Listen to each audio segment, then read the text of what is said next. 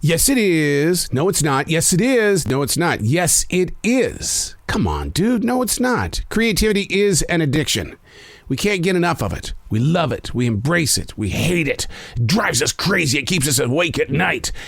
Unplugged because we will always say yes to creativity. Totally Uncut because we all make mistakes. So turn it into a tool. This is Arroe Unplugged. I think one of the biggest culture shocks of this world of streaming that we do, be it on Netflix, Hulu, Disney Plus, even a podcast on iHeart, iTunes, Spreaker.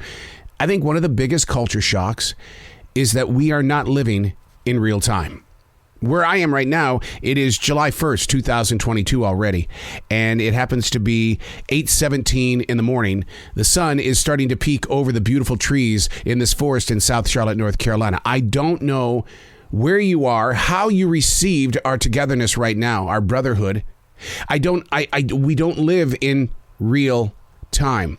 And it's very difficult sometimes to picture yourself in those moments. I thought being on the radio for 43 years, when you go into that studio and you share communication and thoughts and things that might empower or just basically get someone to laugh. I thought that was a tough enough job to think that you are there, right? Hello, my name is, you're there, right?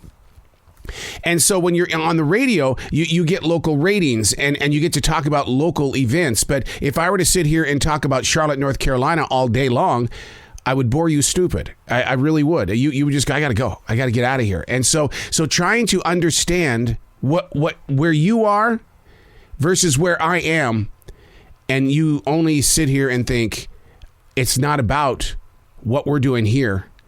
It's about what we're going to be doing with what we pick up here. Hey, it's Arroe. This is The Choice. This is what I was writing while the sun was waking up on a brilliant new day. A summer day. A summer way. Without these books of spilled ink, I honestly got to tell you, I would have absolutely no memory of any summer. Only one summer consistently jumps into play on such a lazy day. The summer of 1978.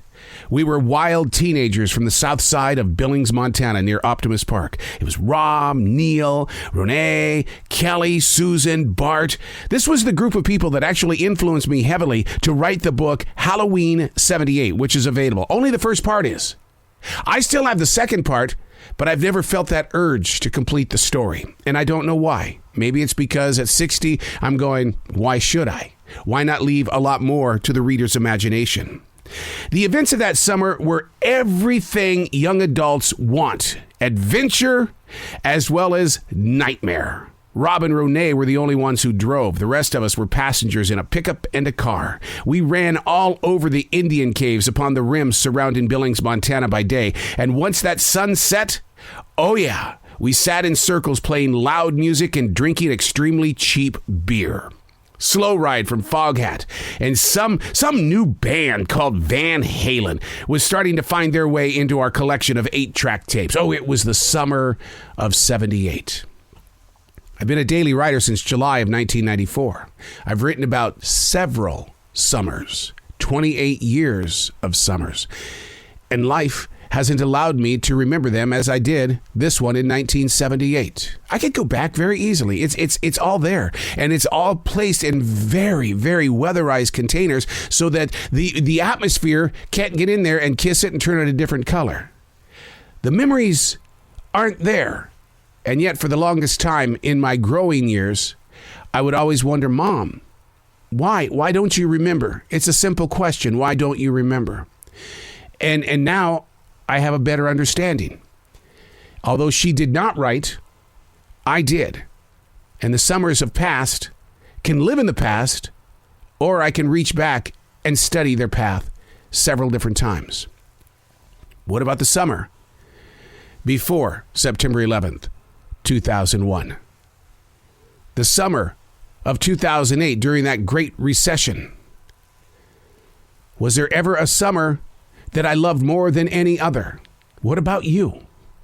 The summers. It seems like that's when that evil little thing gets out of us. You know, the child. The child who wants to run and play. There's no school today. I'm going to do whatever I want, and I'm going to play whatever I want. I still listen to Foghat.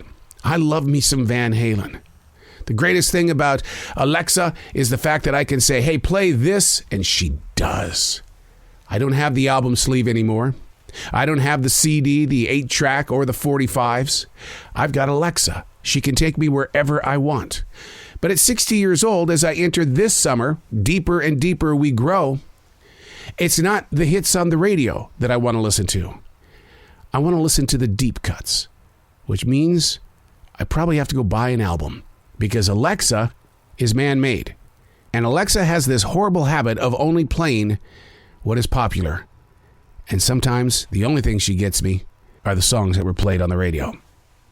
Got to get back to the summer of 78. When listening to that 8-track featuring Foghat, you know what that meant? Once Slow Ride played, that meant I had to wait for another click, click, click, click, click. Anybody who has never used an 8-track does not understand what I just did. But if you grew up in the 8-track days, click, click, click, click. Oh, those summer memories. I'm Arroe, and that's what I was writing while the sun was waking up on a brilliant new day.